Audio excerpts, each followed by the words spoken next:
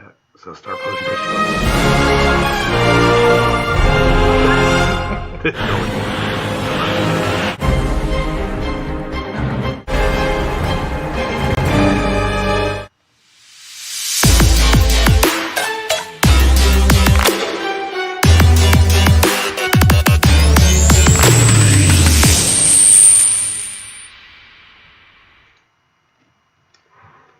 Welcome to Munciana Courtside, Season 7, Show 10. Take Randy Gardner. Get us going. Regional special. Sorry about the delay. Yesterday we had tryouts and everything else trying to get going in life. So, regional show. Talk about last week's sectionals. We had some good ones. We should have lied and just said it was COVID. Show came down with COVID, quarantined for the night, back to 14 hours. Yeah, tested positive. Nick Saban, this thing, we're back. Yep. Yorktown, Newcastle. We talked about that being a big matchup. We have both kind of talked about it towards the end of the week. We thought Yorktown would probably roll through that. At the end of the year, and we talk about it all the time, at the end of the year, discipline and ball control are always going to be tough to beat. Newcastle, perhaps the most athletic or the most dominant offensive team in the state at times, just can't get past a Yorktown team that's insanely scrappy and really believes. It's kind of cool. You talk to these guys, they believe that defense. It's not like something that's written on the back of their shorts. They believe in the mantra "defense wins championships." Yep. And they believe their defense can overwhelm any offense in the state, and they did that with Newcastle. Newcastle's ball control issues and setting issues at times really ended up being their Achilles heel. Yeah. And then we talked about another rival, HSC Fishers. We were hoping for a barn burner. Not really a barn burner. Over in 4. One great set, it looked like. Set 2 was a barn burner. Yeah. I tell you, the HSC group, I was thinking this morning, when I go back over great teams, I think of all of the great Burris teams, and many were undefeated. I think of several of the Muncie Central teams that were really, really good, and a couple were undefeated. I think of the best of the Cathedral teams in Gene Kesterson era, the Cathedral teams. Megan Sloan, Kendall White. I mean, that group was phenomenal. Yep. Nationally ranked, one of the best teams ever to come out of the state of Indiana. And then recently, the Knuckles Murrah edition of Yorktown that dropped one set all year long. It really stinks. And I'm not doing this to poke the bear. HSE could go through this season undefeated. How many sets is HSE left? We went through the whole Yorktown season. We've lost 2, so. And that's all we talked about was how dominant they were. This HSE team has been extremely dominant. The only reason you're not hearing them, this is an asterisk year. And I hate that because this team is as good right now. If they can finish the deal, don't say anything. If they can finish the deal and get through this whole thing unscathed, we got to be talking about where this team ranks. To go undefeated is remarkable, but sadly, because of the COVID BS, there's going to be an asterisk next to it. This team, the Hardin kid, continues to get better. The setting continues to get better. This team is a very, very gifted team. Am I saying it's the Cathedral or is it akin to the Burris teams? The Burris teams are more like Yorktown. They're going to take care of the ball. But that Cathedral team was heavy-duty athletes and hanging and banging. This HSE team beat a really good Fishers team, a Fishers team that probably underachieved to a degree because I've always thought that they had the talent to be better than most teams in this state. This HSE team proved itself, and really handled a good Fishers team. Other than the set they lost 32-30, they handled them. Yeah. And this team is starting to make its mark as one of the best teams. They lost 4 sets. Four sets all year. Our producer, Josh Collins, pulled that up. 4 sets. Checks right Two of those 4 sets. Didn't want to get any fake news around there. 2 of those 4 sets to Fishers, which, to be honest, may be the most athletic team in the state of Indiana. Yep. And then we talked about Wapahani, no Mallory Summers and sectionals. We talked about Alexandria. Could be the upset special. Yeah. Went 5. They were down 2-1. Wapahani was. Came back, won a good 4-set.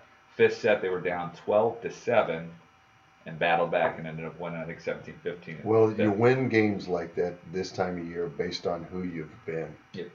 You know, and so Wapahani's been there. I mean, Wapahani knows exactly what they're losing. You know, everybody always talks about that. It's one thing to make it to the state championship. It's another thing to get back. And the drive to get back is oftentimes stronger than the drive to get there.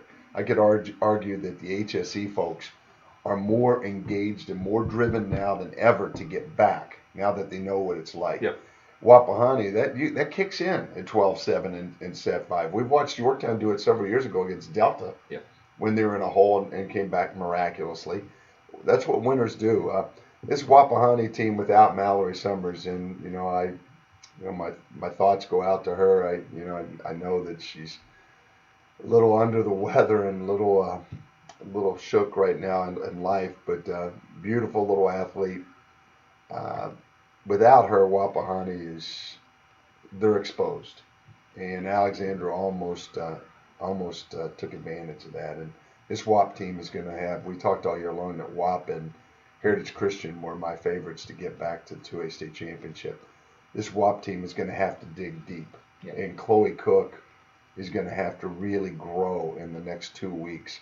If she grows exponentially in the next 2 weeks, which can happen tournament time, this is when stars are born. If she can grow into that kind of player in the next 2 weeks, then Wapahani will be back. If she does not, and she's not a bad player, if she stays how she is, I don't think it's enough to get them home. Yep. And then we talked about Belmont and that pretty big sectional right there. We had Muncie Burris. It was kind of the battle of the top 2 teams at that point heading into the tournament. Belmont sweeps Burris. What sucks for Burris is 2 nights before, Abby Kessler has a real bad sprained ankle and I guess she played it, but just hobbled around. Like a Kessler's a tough kid, and we talked all year long about Horning at Providence. The thing people don't realize about sprained ankles, just because you're back doesn't mean you're back. No. 60%. And I've said all year long, Horning at 60% is better than most of the state at 100%, but it's still not 100%. And without Kessler, not a chance. With Kessler, this is a 5-set thriller. Yep. But Belmont is really good. McMahon and Lawson and Craig Kroll's a good coach. Yep. And he's been there. Once again, he's been to the mountaintop, and I think it's going to be interesting to watch him down the road as he runs into Dwinger this week. Yeah, he holds one of the longest sectional runs now streak-wise. He's up to 16 straight sectionals. Where's Columbus East in there? Columbus East. Avon got snapped. That's one of the questions that Josh is getting ready to hit us with. So we'll talk about that in a second. But I just want to say they've won 16 straight. That's one of the longest now at this point. Okay. But Pioneer ends up outlasting Northfield in 5, which we talked about Northfield. Tom Finnicle, guest on the show a couple of weeks ago. He's a big fan of Northfield. I don't say big fan because they're arch rivals. Correct. Big fan of that kid. He appreciated one of their players to an extreme amount. Pioneer, Rod Nyes is a good coach. It's once again guys that have been doing this for a long time. You can never discount the guys that have been in this thing for life. Bart Powell. Regardless of how good or how not good his team was, you knew you were in for a war anytime you walked into the building. And Rod Nyes is kind of out of that Tom Finnicle, Bart Powell, that era of guys that just compete their butts off. They're old school, and they're going to compete. And subsequently, kids are going to be a mirror image of their coaches. Pioneer outlasting Northfield in a war doesn't surprise me. Winners win. Yep. Another note on that Pioneer win. The first round they played Southwood and Tom Finnicle. Finn's team takes set 1, 25-23, and then they end up losing 4. But Muncie Burris and Newcastle were the only top 4 teams that lost in their class system so far, and they both lost the number 1 teams. I just want to throw that out there as a note. Two really good programs, and they have nothing to drop their heads about. Burris, really, I thought that that program came closer to being resurrected this year than it ever has since Steve Shondell. Newcastle says goodbye to the Shaftmaster era. It seems like there's been a Shaftmaster on that lineup for the last 40 years. And there's a new era coming. I think they're going to be down for a couple of years, but there's a lot of good young talent in that area, and I think you'll see Newcastle back in the hunt in a couple of years. Yep. One last note, I talked with Pancho Alvarez, checked it this morning. Culver Academy wins their sectional, and then today had to drop out of the regional. Benton Central moves on and for Saturday evening. Earlier we were talking. I love contract tracing. I love it. I just think it makes a lot of sense. I said earlier, Aunt Harriet gets the vid, runs into her neighbor Joyce at the grocery store. Joyce's daughter happens to sing in the choir at church, and so we quarantine the entire church. No Sunday services. And you're looking, oh, come on, man. I'm not going to get political, but I am going to be 100% honest. The bottom line is this. Young lady, Center Grove, best player, supposedly sits at lunch with a young lady who has been in contact with COVID. She has to sit out the entire Newcastle match because she was quote-unquote in contact. On Saturday night, though, after the match, they realized they had the wrong lunch table, and this young lady misses the biggest match of the year because we got the wrong lunch table. Blue River, who had a shot at winning sectional, ends up having to play sectionals with their JV team, who wasn't even practicing. Kudos to Jason Young, who's got everybody in the building practicing. Every kid in the entire Hamilton Southeastern school system is practicing right now, just to be careful and have a team ready to go. Blue River has to play their JV team, and the kid, no one tested positive. No one. And so, that's cool. That's cool. Let's just continue to wreck people's lives over speculation. Let's continue to, just rule people's dreams with concepts. Like I said, Nick Saban tests positive. He gets to take he takes 3 tests. He only needed 2. Takes 3 tests day after day after day. All 3 come back negative. Tested false positive. He's on the sidelines for the biggest win of the year. Nick Saban gets to do that. Why in the hell can't Culver Military take those kids, test them, and if they test negative twice in a row within 48 hours, why can't that team be back on the floor? Unequivocal and absolute bullshit. That's the bottom line. I'm tired of this. I'm tired of these kids getting shut down. Some of these guys got dreams. Here's what you're going to get into. Here's what amazes me. Major League Baseball. Major League Baseball is ravaged by the vid in the first 2 weeks of their quote-unquote asterisk season. Yep. But not one case of the vid during the stretch to the playoffs. Not one case of the vid during the playoffs. And lo and behold, we're waiting for Game 3 of the World Series. Zero. Where are they going? Where to go? Or are people just not testing? I continue to tell you. There's going to be a coach get in trouble by hinting to his kids or her kids that if you feel bad, just stay home, don't say a word. And it's going to end up hurting people more. The scorched earth that's going to come behind this is going to be the issue. COVID is dead. It's deadly. It's dangerous, and we know who it's affecting right now. But I'm really worried about the mental health and the scorched earth after it, and the shattered dreams, and the loss, literally the loss of years out of their lives. You think about it. If you're 16 years old, you have now lost 1 calendar year of your life. Come on, man. I'm getting older. I understand the value of time. And that's not going to work for me. And then we're going to go ahead and get into the games of the week.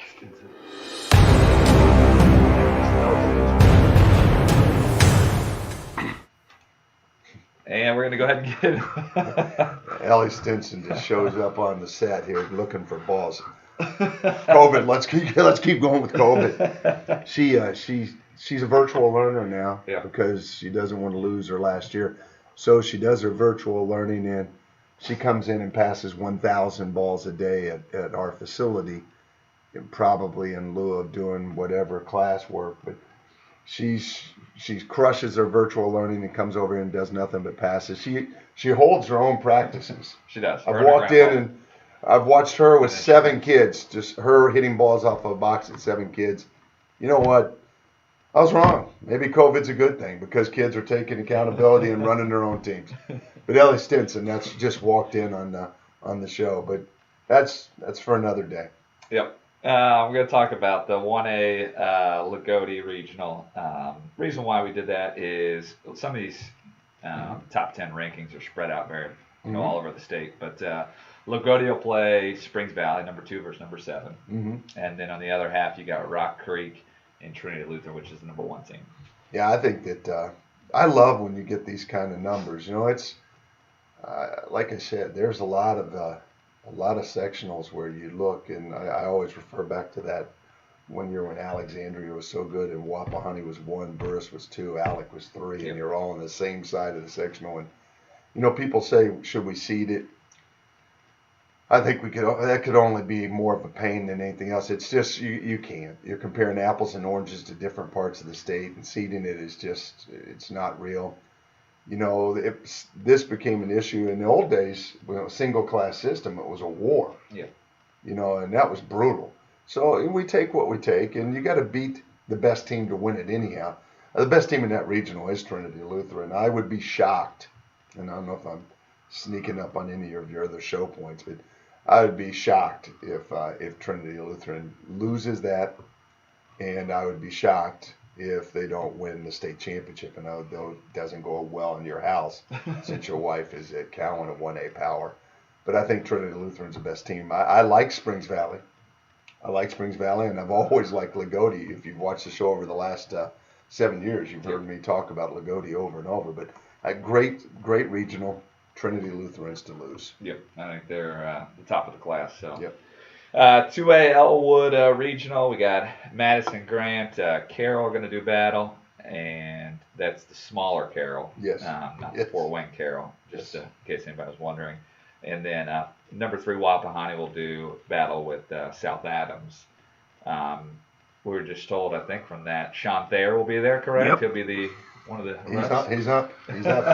I saw the ref assignment. I think that that's that regional has as good a ref assignment as any. And Sean Thayer, one of the real gifted officials in this thing.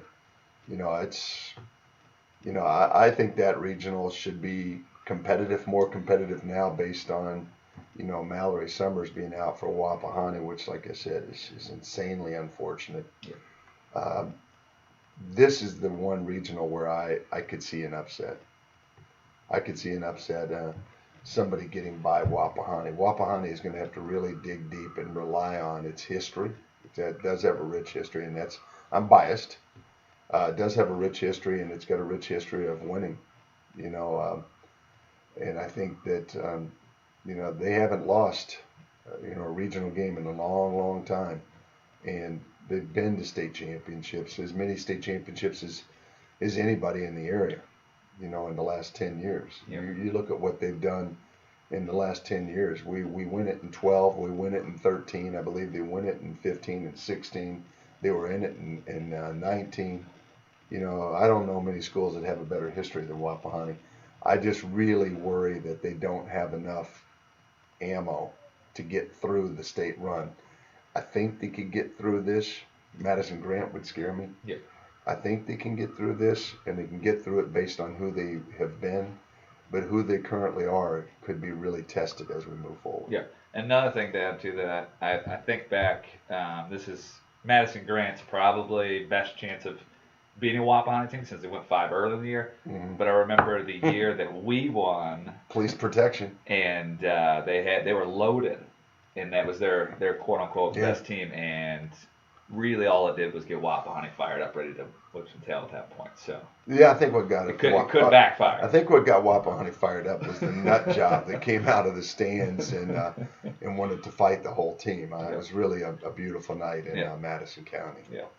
And we'll talk about the 3A. But that night ended the way it should have ended. Correct. With a butt whipping. Yeah. 3A Norwell Regional. We got still a little edgy about that too. I enjoy it. Belmont was the number 1 team heading into the tournament. Dwinger ended up jumping them the next week. I don't know how I thought we kept the rankings, but anyway, 1 and 3 are going to be on opposite sides. Northwood's number 9. They'll be playing number 1 Belmont to start, and then Eastern will be on the other side with Dwinger. So Belmont Dwinger. Yeah. Belmont and Dwinger in the finals, and that really comes down to Hudson outplaying McMahon. Offense versus defense. If Hudson goes off, Belmont goes down. If McMahon and Belmont can contain Hudson, I give them a shot. Dwinger's is kind of the kryptonite. This is that point. Last year they fell early in the tournament, but they've always been in close. The thing. It's always been brutally close. Newcastle was their villain for a while, and Craig Kroll plays the villain as well as anybody. And like I said, Belmont's greatest gift is they know what it's about. Not necessarily this group of young ladies, but Craig Kroll knows what is on the line. Dwinger knows what they want, their dreams. Craig's lived that dream. I watched the dude run to the top of Worthen Arena and celebrate like a madman. That dude wants to dance again. So that's going to be a neat game. Yeah. That'll be a neat game. It's like I said, I think it'll come down to Hudson McMahon, and let's see what happens. Yep. I like the Winger, but if Belmont wins that, or even convincingly, it wouldn't shock me just because they are a very talented group. Yeah. 4A Lepore Regional, nothing better. Munster number 3 versus number 6 Lepore, other half. It's just a casual number 7 Penn versus Crown Point number 5. We could argue this is the greatest regional in the multi-class system history. Mm-hmm. History. And that's a big statement. Unreal. Yeah. We've talked about this shaping up all year long. We said this the first week once we started looking. 2 things these cats have done. 1, they play great volleyball all year long. 2, they've dodged the vid. I was going to say they played a lot of volleyball. They played a lot of volleyball, and they played a lot of good volleyball. These are the 4 most seasoned teams in the state tournament, any class. Yeah. Any class, and they're all in the same regional.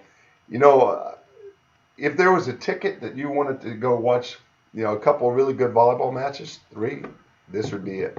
Because regardless of who gets through, the finals are going to be a war. Regardless of who wins that finals, they're going to give HSE all they want the next weekend. They don't play the same brand of ball as the Yorktown or HSE. They play a different brand of ball, which is very net-oriented, little slower, but very physical. I watched that Crown Point team a couple of years ago beat a great Yorktown team with Chacon sisters and whatnot, and Duncan at the helm. Once again, there's a coach who's been here. And, if there's anybody that wants or deserves another shot at it, it may be her. Correct. And so I look at this as maybe this would be my day. If I could travel anywhere, if I was traveling on Saturday, that's where I would travel. Because you're not going to get cheated. That's the best for what you'd pay for a ticket. That'd be good. And I would wear a mask for 3 hours to sit through that. That's going to be great volleyball. Yeah. I think it's going to be Munster and Crown Point in that final. That's my prediction. That's your call? And Who wins that? I think Duncan heads back. She moves on. Duncan pulls the upset and beats Munster. Wow. Yeah. They're all loaded. That's great volleyball. Yep. We're going to talk about the old Raymond James upset special. So, 1A, you look at it, 1A, there's not a ton of teams where you're going to say you see a big upset. Mm-hmm. The one I like that could possibly happen, I think, is Hauser. 3 big names there, Hauser, Lutheran, and Bloomfield. All have been players in the 1A tournament the last couple of years. Hauser is much like Lagodi to me. Mm-hmm. You know, there are certain legacy programs, and Hauser's evolved into one of those programs that, regardless, they don't rebuild, they reload. And regardless of what year it is, they're always going to be mentioned in the hunt. Do a lot of dancing. You know, they get to the dance. They don't get to stay on the dance floor as long as they need to each year. Yep. I could see that. I think I think Indianapolis Lutheran will be the team to beat in that. But I like Hauser. Yep. 2A, any of them stand out to you? We talked about that Wapahani regional.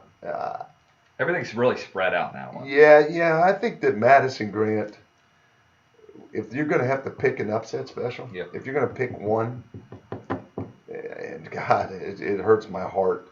But you don't think it's going to happen? I don't think it is. I'm still thinking that Wapahani comes through that just because of history. But Madison Grant could beat Wapahani. And if I had to pick an upset special, in 2A, it would be because early in the season, with Mallory Summers, Wapahani stumbled there. They struggled to get home in 5. Yep. It wouldn't shock me. And I believe that's at Madison Grant, correct? It's Elwood. Elwood. So. 3A, any of them stand out to you? You know, the team and you put down in here, Brebeuf's playing better volleyball. Mm-hmm. Escaped a 5-game thriller against Chittard. They've been juggling the lineup a lot late and starting to solidify as of the recent matches. You know, trying to figure out who the bro is, what rotations they're gonna use, front row, back row kids in, and I think that Brebeuf against Brownstown Central could be interesting. I think Brownstown Central is the team to beat. Yeah. But if I had to pick somebody where I wouldn't be just blown away, that would be it. Got a question for you. Since what happened this morning, Benton Central doesn't play in the morning. New Prairie, they got waiting in the evening. They get to scout them and everything else. And no, that's that could be an interesting one now. That, with Culver dropping out, and you already heard my rant. Yeah. That's interesting. If and I did, if you remember, Benton Central, I thought they might be able to shock the world and keep rolling. I think that it's going to be close. Vernon. John Vernon's squad. John Vernon's a good coach, and John Vernon, given the opportunity to scout and rest. The regional is a really weird schedule because of where it's played at. You got to try to decide, what am I going to do with my kids for the next 5 hours? Correct. Now Benton Central's just got to roll in for the second match of the day.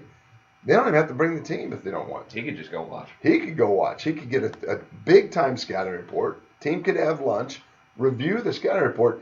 I will tell you, if there's ever been a setup where Benton Central was ripe to come in and upset a ranked team in the regional, this is it.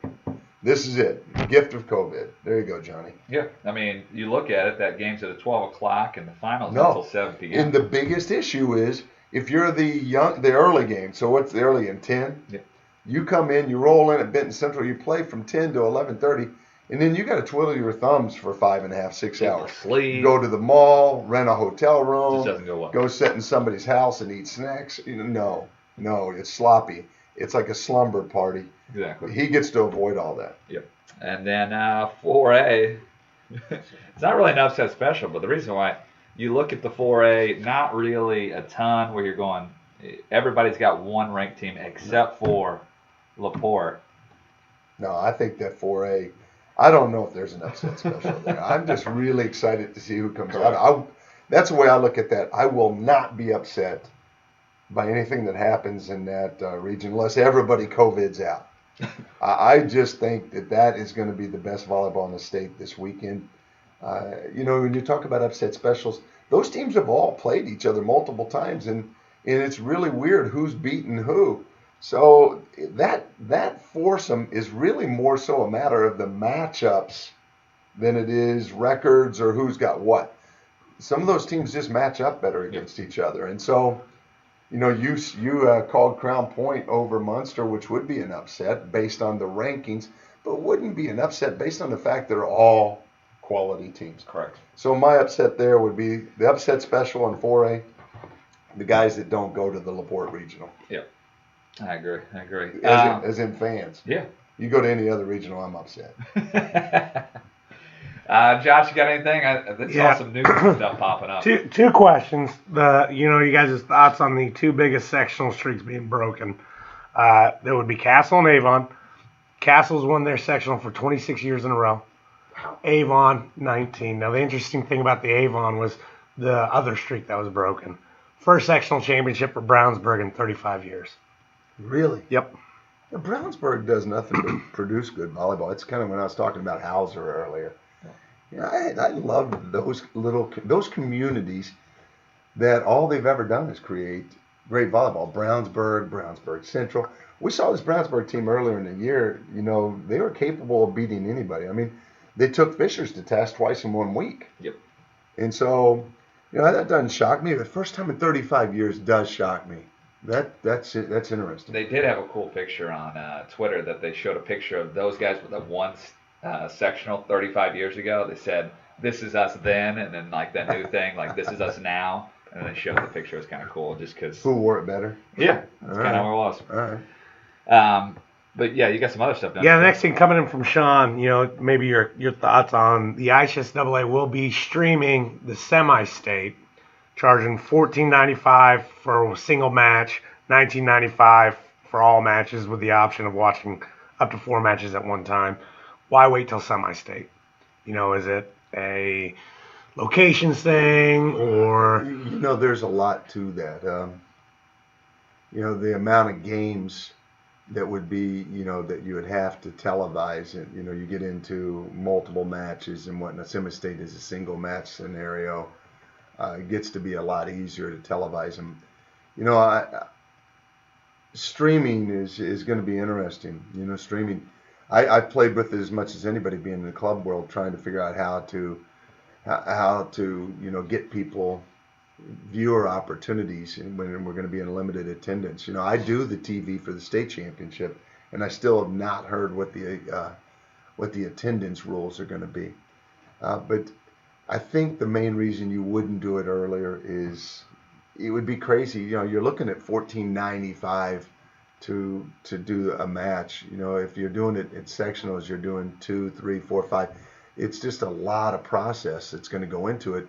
Plus, you're going to have the baller TV type guys having to stay for multiple days when you go Tuesday, Thursday, Saturday. I think that's probably what's going on. I think the other thing is, the streaming isn't as profitable as people think. People think that you're just going to cover your gate by streaming.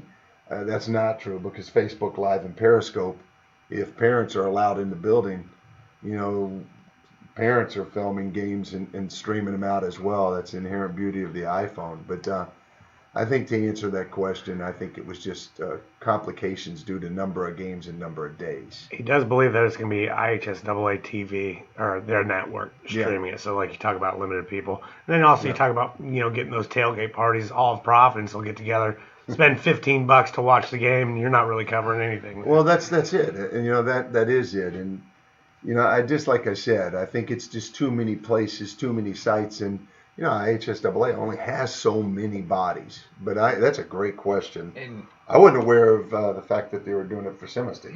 That's cool. The only thing I would say, I was trying to think the other way. I know how times are and everything else. Why couldn't we have the host? So if, let's say you're the AD at Wapahani and you host the regional, why can't you put something out as the host of the location? I think you could. And here's my thing. We haven't been able to watch volleyball all year because we can't go to games. Yeah. Why don't we give back? Why don't we give back and let those guys? I think you can, but I think that it's the tournament portion of this is the inherent property of the IHSAA. Yeah. And so you get into some kind of complications there, and then you start to impact what little attendance you could very well have. It's just, it's like everything else with the COVID, is that with the COVID era, is there's a lot of complications and protocol that have to be followed that I don't think that we're privy to or understand. Yeah. The big thing is, like I said, Sean Thayer is really a gifted official and a better human being. And I've said a million times, we got some really good officials in the state, and a lot of them are working the state tournament. And if we're filming these games, all I can say is I don't have a comment on the cost or who it's getting filmed or why it's getting filmed. Just make sure that the Sean Thayers and the Michael Brands of the world, those guys get a good haircut. I think that's key. That would be really paramount for me. I want Sean looking as sexy as he possibly can. I think one of the issues too, Randy, with you talking about the host being in charge of filming that, with these last minute changes, Newcastle having to take over for the sectional. Yeah. Sean Thayer threw in that the Cowan Regional was moved. Great. Due to spectator guidelines in Clinton County, Volleyball Regional number 14 will now be contested at Mechanicawa. So now they go to Mechanicawa. Now you're telling me Mechanicawa's got to take that up, and I don't know if they have enough time to kind of do all that. The uncertainty, the only certainty right now in our world is uncertainty. And it's just really too much to play with. It's just hard to play. There's a lot of things coming forward as this continues to rise and people continue to knee jerk on decisions. I think that I'm just hoping to get through the state championship with the entire state championship with no more issues. Yeah. Another thing was, I remember the Columbus East one got changed, I think yesterday or 2 days ago. They're going to Jasper now for the semi-state down the road. Yeah. So, Yeah. all right, going ahead to get into our players to watch.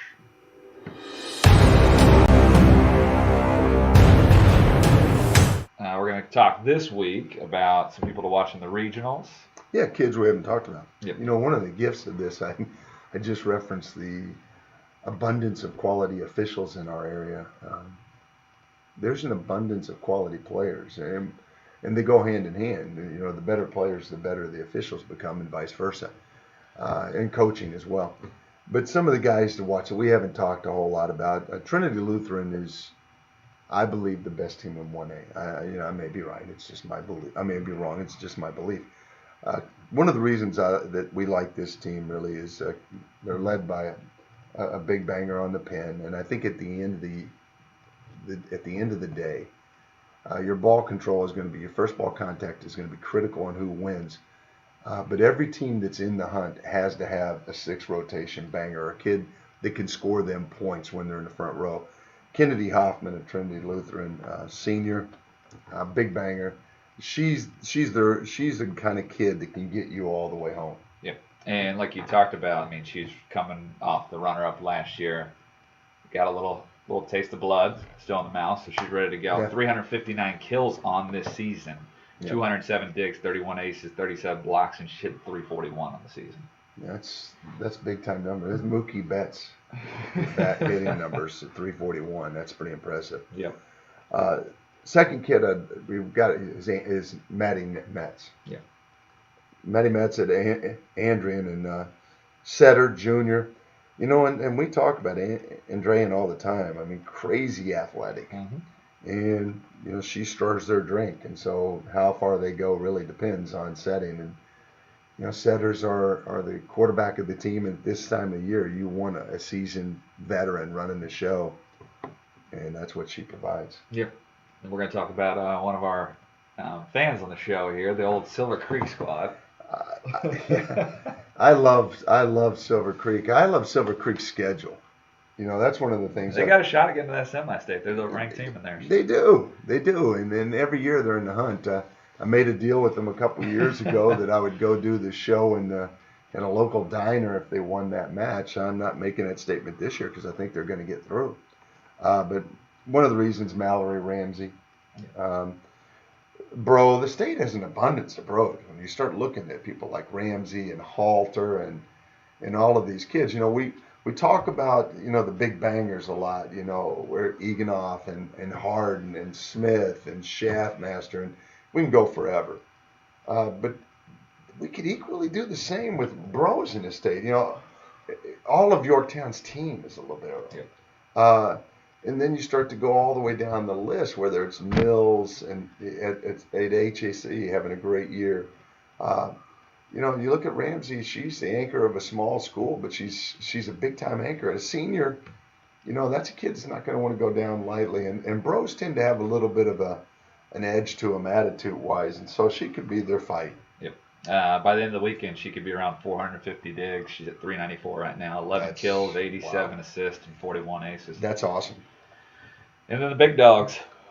Well, this may be the reason you're going with them, and I like one of the reasons Duncan's a big fan of it. Well, I'm a big fan of Duncan's. I think she coaches the right way. I think she's about the right things, and Kendall Shara, outside banger, junior.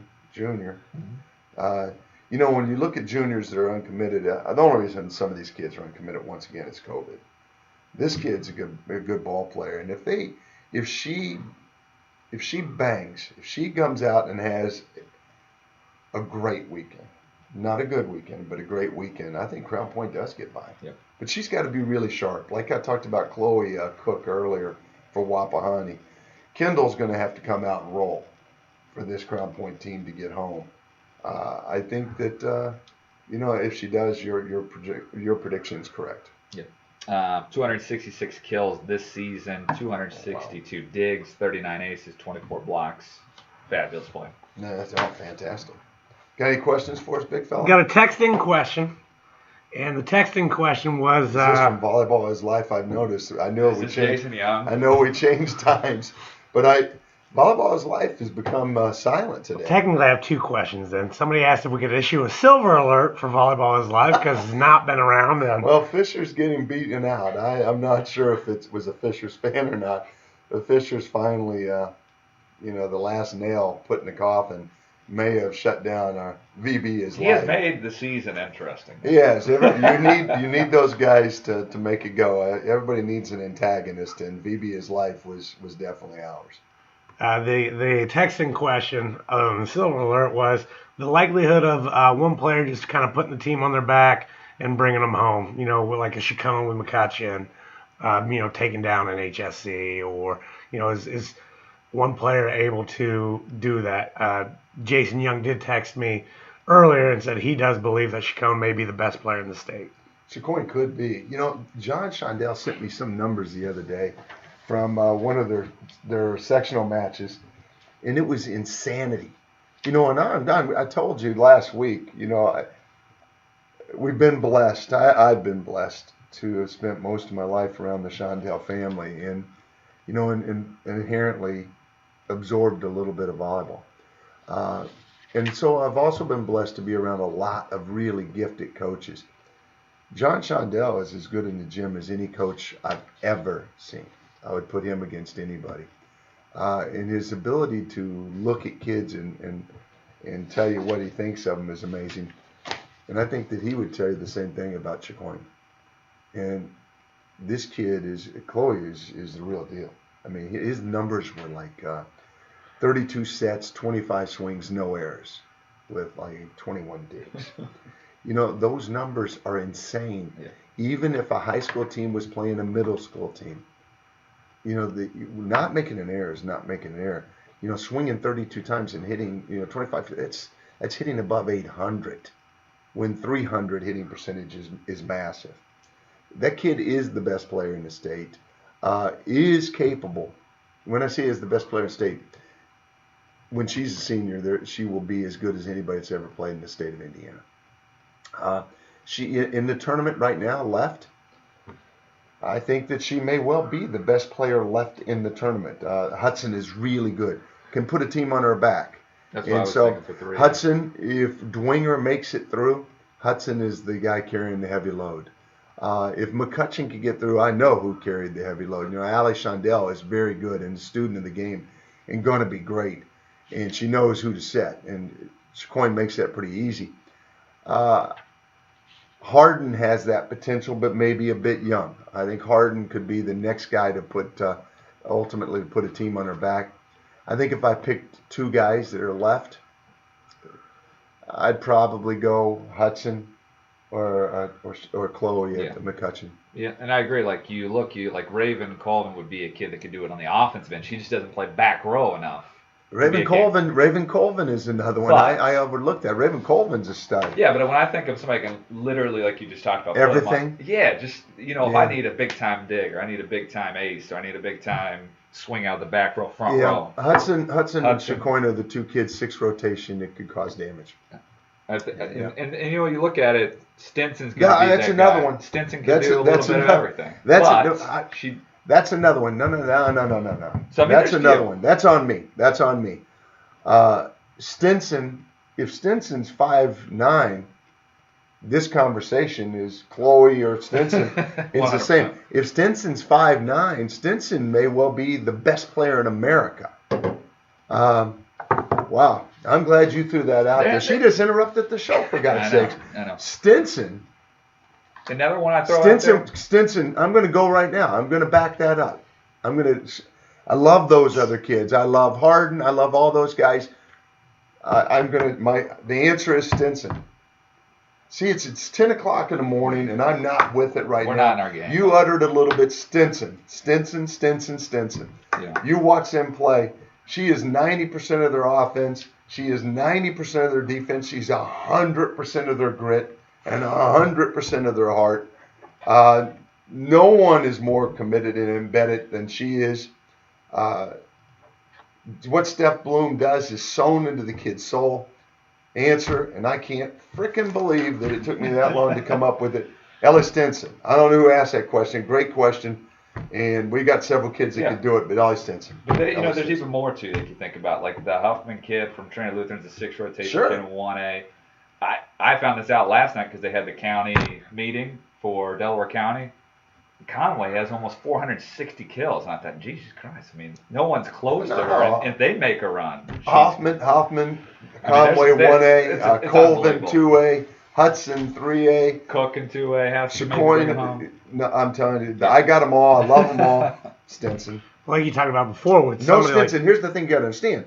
No Stinson, Yorktown's done. You talk about with Stinson, she's that presence on the court that just kind of calms everybody down. She's a coach. This is what we're doing. She's a coach. She's out of that group. She's the closest to being a coach. Correct. Now, some of those kids, Hudson, Chacoin, and those guys are a little young, and so they can't be held accountable to be coaches yet. You're going to have to become before you become great. Good players can take care of their own game, and they show up on Saturday. Great players take care of their own game, show up on Saturday, and make sure everybody else comes with them. I go Stinson. Yep. And just to finish up the show, thank you for everybody tuning in today. I think we had about 18, 19 at certain times throughout the show. So lots of people tuning in at the 10 o'clock show. And it was at the last one. Yeah, and a ton tune in afterwards and watch the replay. No, any other questions? That's it.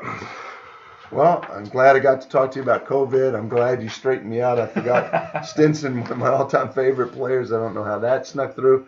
Great show. The volleyball is going to be better if you're in the north. Don't even think about coming south. Go to LaPorte. And then the rest of you, wherever the hell you are this weekend, get out. Go watch some good volleyball.